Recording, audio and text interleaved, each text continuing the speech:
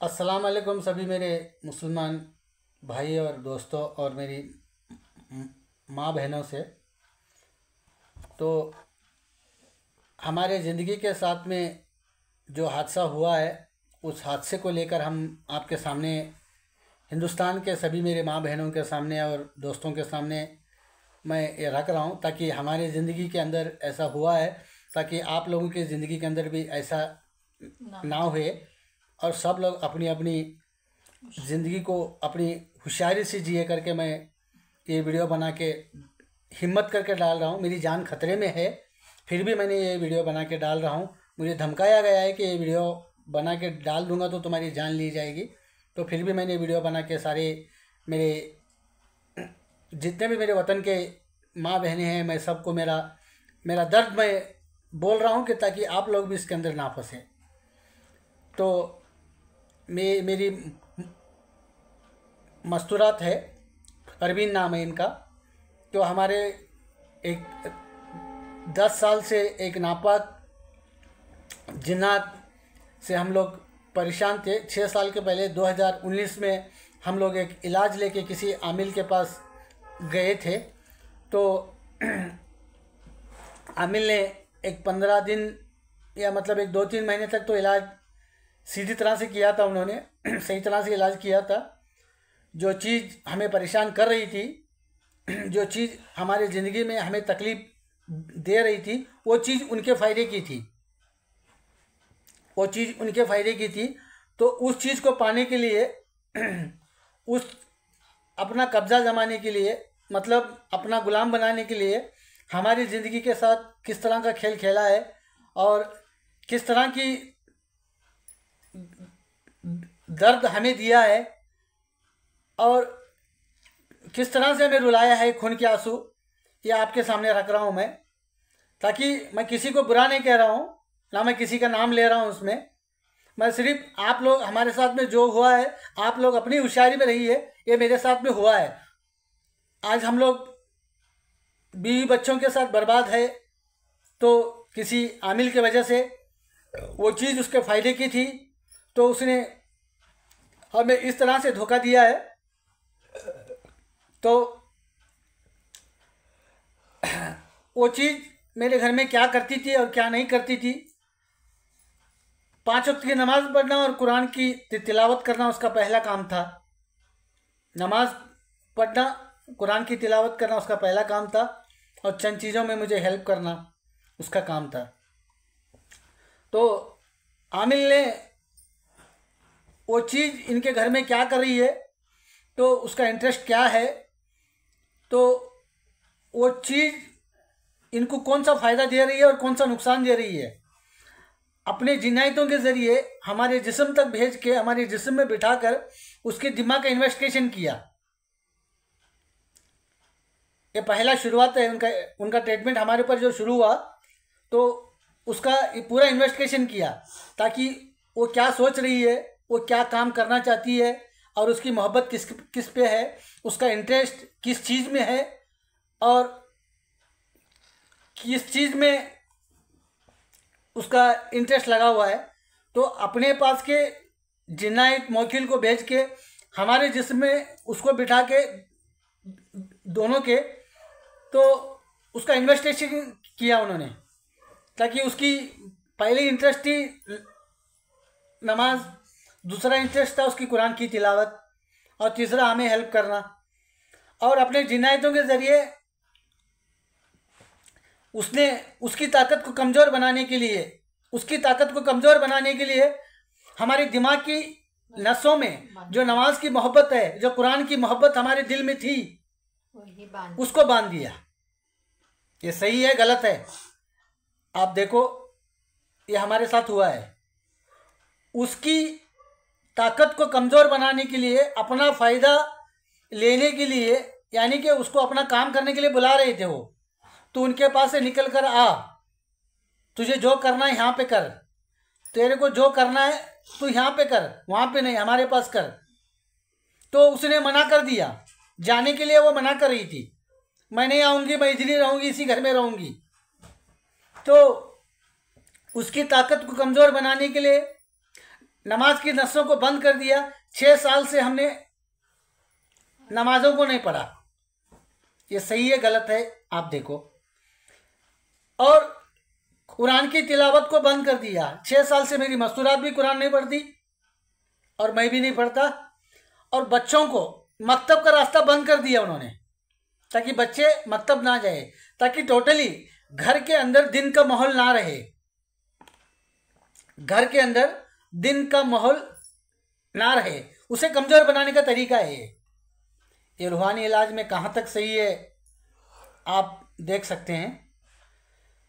और उसे मेरे जिस्म को अत्तर लगाना बंद कर दिया, सुरमा लगाना बंद कर दिया, गुस्ल नहाना बंद कर दिया, नमाजों को बंद कर दिया, रोज़ों को बंद कर दिया। यानी कि दिमाग को पूरी तरह से उनके कब्जे में कर लिया, हमारे दोनों का, मतलब हमारे बच्चों का। हमारा दिमाग किसी के सामने हमारी जुबान ना खोले, जुबान को बांध दिया। अंदर क्या हो रहा है ये काम बाहर किसी के सामने ना निकले, जुबान को बांध दिया, दिमाग को बांध दिया ना। यानी कि उनके हजरत जो टॉर्चर दे रहे हैं, हम जुबान खोलकर किसी के सामने बोल भी नहीं पा रहे, अंदर के अंदर जो कुछ हो रहा है अंदर के अंदर। और आंखों में का आंसू को बंद कर दिया, ताकि अंदर जो हो रहा है वो आंखों में रोना भी ना आए, पानी भी ना आए। जो तकलीफ वो लोग हमें दे रहे हैं, तो आंखों से पानी निकलने के बाद दूसरों को मालूम पड़ेगा भाई सच्चाई, तो आंखों के पानी को भी बंद कर दिया कि आंखों का पानी हमारे बाहर ना आए। जुबान को बंद कर दिया कि जुबान से आवाज बाहर ना आए। और दूसरे के पास जाकर हम लोग इलाज कराएं, किसी दूसरे आमिल को ढूंढे, कोई अच्छे ईमानदार आमिल को हम लोग ढूंढे, तो उस दिमाग को दौड़ने के लिए नहीं दिया, भागने के लिए नहीं दिया, दिमाग को अपने कब्जे कर दिया, वो भी रास्ता बांध दिया, सब कुछ इस तरह से किया। नमाज को बंद करने के बाद में पूरी तरह से घर में दिन का माहौल बंद कर दिया, पूरी तरह से दिन का माहौल बंद कर दिया। फिर उसके ऊपर नाना तरह का टॉर्चर देना शुरू किया। नाना तरह का टॉर्चर मतलब किस तरह का टॉर्चर दिया आप देखते जाइए। जब खाना खाने के लिए हम दोनों बैठते थे, हमारे बर्तन में गोबर को रखा जाता है, यह उसे टॉर्चर देने का तरीका है। जब वो हमें तकलीफ नहीं दे रही है, उससे हमें कोई तकलीफ नहीं है,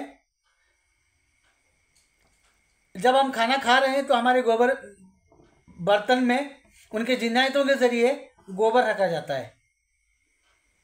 और एक हजरत इस तरफ रहेंगे, एक हजरत इस तरफ रहेंगे, गरम लोहे की जंजीर लेकर कोई हजरत यहाँ चुबा रहा है, कोई हजरत यहाँ चुबा रहा है, और अंदर के दिमाग की नसों को इस तरह से पकड़ रहे हैं कि तुझे कुरान यहाँ पे नहीं पढ़ना है, उनके घर में पढ़ना है। मैं नाम नहीं ले रहा हूँ, मेरी जान को खतरा है, मेरी जान लेने की धमकी दी गई है मुझे उनके जिन्नायतों के ज़रिए। अगर इस बात को पब्लिसिटी किया तो तुम्हारा घर अब तो बर्बाद हो चुका है, तुम्हारी जान भी ली जाएगी, इस तरह से धमकी दिया गया है मुझे। मैं नाम नहीं ले रहा हूँ।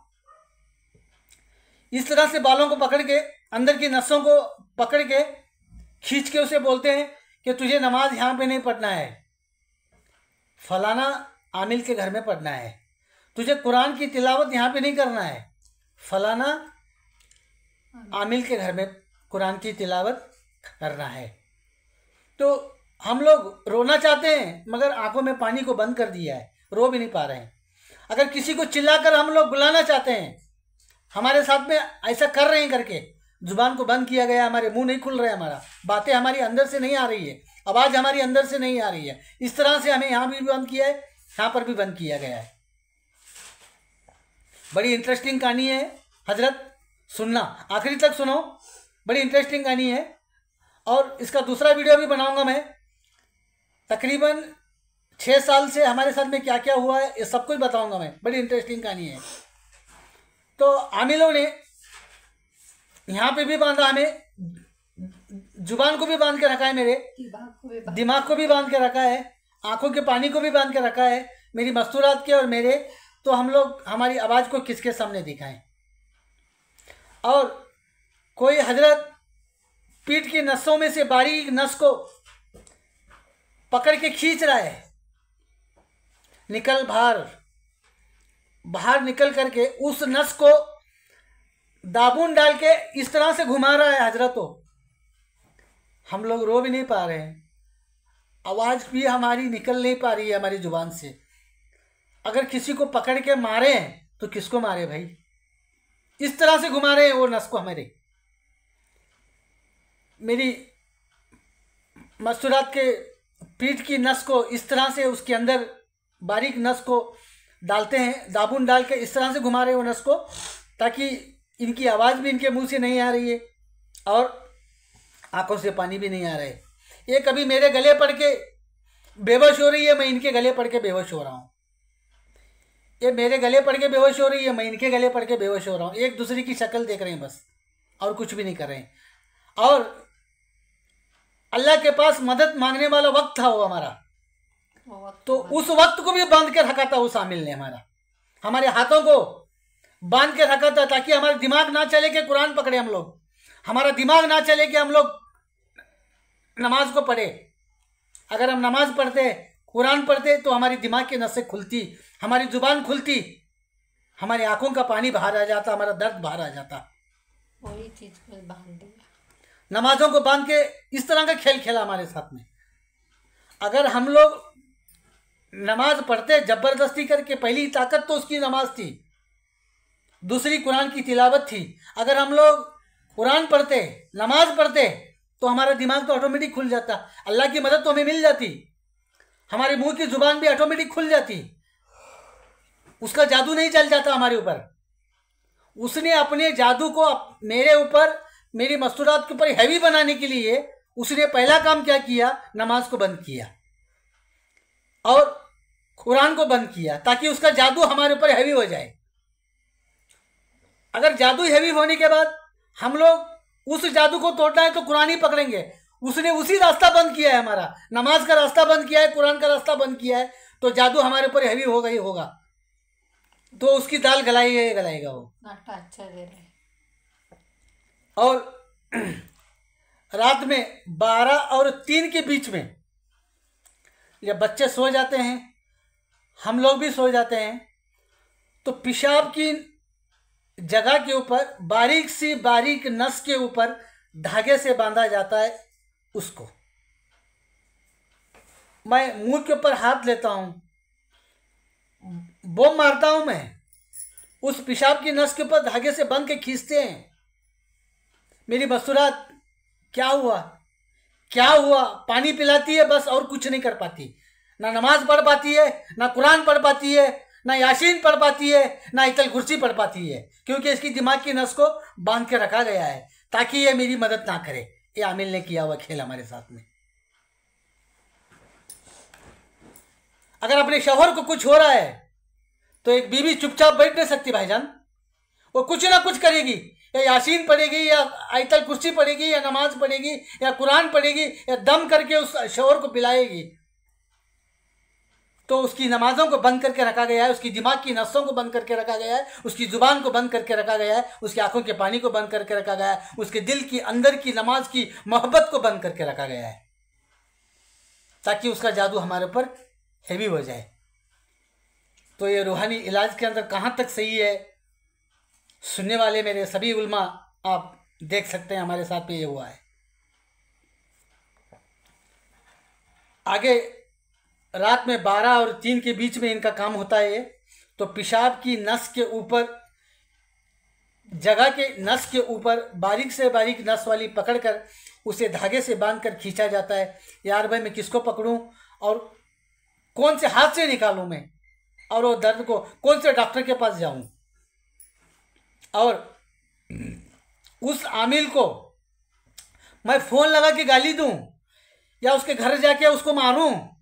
घर जाने वाला रास्ता बंद किया है ताकि उसके घर के तरफ हमारा दिमाग ना दौड़े, उसके घर के तरफ हमारा दिमाग ना दौड़े, बिल्कुल ना दौड़े, ताकि उसका नाम हमारे दिमाग में ना आए। जाने वाला रास्ता बंद किया उसके घर की तरफ, और मैं फ़ोन लगा के उसको कुछ डांटूं चिल्लाऊं, फ़ोन को ख़राब कर दिया भाई उसके जिनायतों ने। बच्चों के ज़रिए बच्चों के जिस्म में जाके उस फ़ोन को ले जाके पानी में डाल दिया। ताकि हम लोग फ़ोन भी ना लगा सके, ताकि उसको पूछ ना सके। यानी कि वो चीज़ उसके लिए उतनी अहम और ये थी। ये जुल्म रूहानी इलाज के अंदर करना या सही है गलत है, आप देखो। और यहाँ पे भी वो उनको हारी नहीं, यहाँ पर भी वो उनके लिए जाकर उनका काम करने के लिए तैयार नहीं हुई। वो इतना होने के बाद भी मेरी नसों को बांधा और हड्डियों को इस तरह से तोड़ा उन्होंने कि अंदर बैठ के उनकी हजरतों को दाबून और चाकू लेके कोई हड्डी को इस तरह से टोच रहा है, हड्डी को तोड़ रहा है हमारे। ये सिर्फ एक आमिल समझ सकते हैं दर्द हमारा, और एक उल्मा समझ सकते हैं दर्द। आम आदमी समझना मुश्किल है, नहीं समझ पाएंगे, फिर भी कोशिश कीजिए। अंदर उनकी हजरत बैठ के एक दुनिया बनाई हमारे जिस्म में उन्होंने। तो मेरे हड्डी के ऊपर चाकू से कोई यहाँ पे चुभा कर इस तरह से घुमा रहा है, और इनके पेट में सुई को चुभोकर ये पैर घस रही है, मुझे बचाओ, मुझे दर्द हो रहा है, मुझे बचाओ, मुझे तकलीफ हो रही है, मैं कुछ नहीं कर पा रहा हूँ। अरे डॉक्टर के पास ले जाऊँ तो मेरे जिस्म में बैठ के मना कर रहे हैं मुझे। शानूर, वो डॉक्टर का इलाज नहीं है, हमारा इलाज है, मत जाओ डॉक्टर के पास, ठीक हो जाएगा। ताकि ये तड़प रहे हैं, मेरी मसूरात, पैर घस रहे हैं, फिर भी हम डॉक्टर के पास नहीं जा पा रहे हैं, ना नमाज पढ़ पा रहे हैं, ना कुरान को हाथ में ले पा रहे हैं। देखो भाई, जादू में कितनी बड़ी ताकत है। और जादू को हैवी करने के लिए, हमारे ऊपर जादू को हैवी करने के लिए कुरान को किस तरह से बंद किया, नमाजों को किस तरह से बंद किया उन्होंने हमारे ऊपर। ये सही है गलत है देखो। और उसे बोल रहे हैं तू जब तक निकल कर नहीं आएगी, हमारा काम नहीं करेगी, तब तक ऐसे ही तब तक ऐसे ही तड़पाएंगे। और रात में बच्चों को सब लोग सो जाने के बाद, सन्नाटा छा जाने के बाद बच्चों के ऊपर टॉर्चर चालू।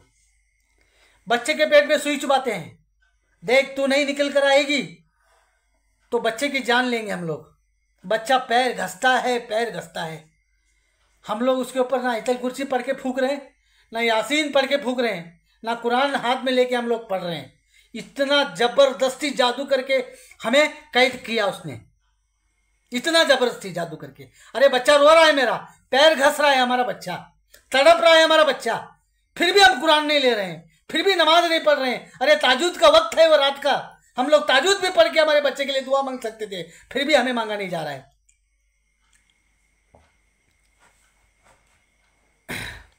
इतना जुल्म किया हमारे ऊपर, ऐसा इस तरह का जुल्म किया हमारे ऊपर। 6 साल में बड़ी इंटरेस्टिंग कहानी है, सुनना आप। और ये खाना बनाते हैं, खाना बनाने के लिए जाते हैं तो इनके जिस्म में जाके उस खाने को बिगाड़ना है। मतलब ये दूध में जानबूझ के नमक डाल देते हैं, दूध में जानबूझ के नमक। और कभी गोश्त का सालन बनाते हैं तो उसमें शक्कर डालने के लिए लगाते हैं, ताकि उस ताकत को हमारे घर का खाना स्वाद ना लगे, ताकि वो कहीं भी हो, या मेरे पास हो या इनके पास हो, घर के किसी के कोने में भी हो, तो उसको इस घर का खाना बिल्कुल स्वाद ना लगे। और कभी मच्छी का सालन बनाते हैं, कभी गोश्त का सालन बनाते हैं, तो उसके अंदर चीनी डाल दी जाती है इनके दिमाग के नस से। इनके अंदर जाके इस तरह से काम करते हैं कि इनका दिमाग सीधा शक्कर लेके गोश्त में डाल देते हैं, ताकि वो सब्जी मीठी हो जाए, ताकि वो स्वाद उसे ना लग जाए, ताकि गोश्त खाने का तरीका उसको तोड़ने के लिए काम। मतलब उससे हमें तकलीफ ही नहीं है, बस वो अपना काम करवाने के लिए हमारे ऊपर इस तरह का जुल्म करवा रहे हैं उससे, हमारे ऊपर। और तीसरी बात, चलिए ऐसे अब घर में पैसा आ रहा है, मैं काम कर रहा हूँ, रोजी रोटी चली है, छोटा मोटा धंधा मेरा चला है, तो उनकी नज़र उस धंधे के ऊपर गई। साला वो यहाँ पे भी नहीं खम रही है, तो इसका धंधा बर्बाद कर देते हैं पूरा। तो भाई साहब, मैंने एक छोटा सा धंधा शुरू किया था 25,000 रुपये लगा के, तो अल्लाह के फजलो के करम से मेरा धंधा काफ़ी ऊंचाई तक पहुंचा था। अल्लाह की मदद थी उसमें और अल्लाह की बरकत थी उसमें मुझे। तो इस आमिल ने उस धंधे को पूरा जीरो पे लाके लगा दिया, पूरा जीरो पे लाके लगा दिया। और सुबह में उठ के फजर की नमाज पढ़ के धंधे पे निकलना इज्जत देने वाला काम अल्लाह का है। तो इन्होंने उस चीज़ को रोकने के लिए क्या किया, मेरे साथ में सुबह की नमाज बंद किया। इन्होंने पूरी तरह से नमाज को बंद किया था। सुबह में मैं 4:30 बजे उठने की मेरी आदत, तो मुझे 8:30 बजे उठाना शुरू कर दिया। नींद में मुझे बेहोश कर देना, नींद में बेहोश कर देना ताकि मैं उठ ना पाऊँ। तो मेहरबानी करके मेरा वीडियो सभी मुसलमान भाई और बहनों तक पहुँचाई है। और हमारे ऊपर जो कुछ भी जुल्म हुआ है, हर एक वीडियो में बोलते जा रहा हूँ। मेरी जान खतरे में है, ताकि मौत के पहले मेरे साथ क्या हुआ है सारी दुनिया को मालूम है। मौत के पहले अगर मुझे कुछ हुआ भी, तो आमिल ने मुझे धमकी दी है अपने जिनायतों से कि हमने तेरे साथ जो कुछ भी किया है, तू किसी के सामने जुबान खोला तो तेरे जान का खतरा है करके। तो मेरे साथ में क्या हुआ ये दुनिया को बताना चाहता हूं मैं, ताकि मेरी जान जाने से पहले, मेरी मौत आने से पहले, अगर अल्लाह ताला ने मेरी मौत उस आमिल के हाथ लिखी है तो मेरी मौत होगी, मेरी मौत पक्की होगी। और मेरे साथ क्या हुआ है वो दुनिया को तो मैं बोलूं, मैं दुनिया को तो समझाऊं, ताकि मेरी एक वीडियो से दुनिया होशियार बन जाए। अपनी जान खतरे से तो बच जाएंगे। मैं एक मरूंगा मगर हजारों बचेंगे। मैं आमिल के हाथ में मैं एक मरूंगा मगर हजारों मेरे मुसलमान माँ और बहन वो बचेंगे, किसी बर्बादी से बचेंगे, किसी गलत फहमी में से बचेंगे।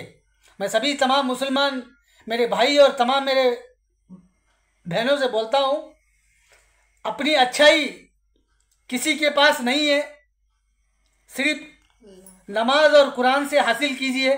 अल्लाह ताला ने हमें सबसे बड़ी नेमत दी है, उस नेमत से अपनी ज़िंदगी को जो चाहिए वो हासिल करो। आगे वाली वीडियो में देखना जो करामत हमारे साथ में क्या हुआ है और अल्लाह की मदद हमें किस तरह से मिली है, और उस आमिल को हमने किस तरह से मुंह तोड़ कर जवाब कुरान से दिया है, मैं दिखाता हूं आपको। आने वाली वीडियो में मैं हकीकत बताता हूं आपको कि जादू का है भी, उसने मेरे ऊपर नमाज को बंद किया है, कुरान को बंद किया है। 6 साल से मुझे पूरी जिंदगी मेरी तबाह करके रखा है। आखिरी में उसी कुरान से, उसी नमाज से उस आमिल को हमने किस तरह से मुंह तोड़कर जवाब दिया है। सिर्फ हम दो ने, मेरी बस्तुरात और मैंने, ना किसी आमिल का सहारा लिया है, ना किसी मौलाना का सहारा लिया है हमने, सिर्फ हम 2 लोगों ने। फिर भी उस आमिल को जलन पैदा होने के बाद हमारे साथ क्या करा है अगले वीडियो में मैं आपको बताता हूं। तब तक के लिए अस्सलाम वालेकुम। मेरा वीडियो सभी मुसलमानों भाई और बहनों के घरों तक शेयर कीजिए। अस्सलाम वालेकुम। जय हिंद,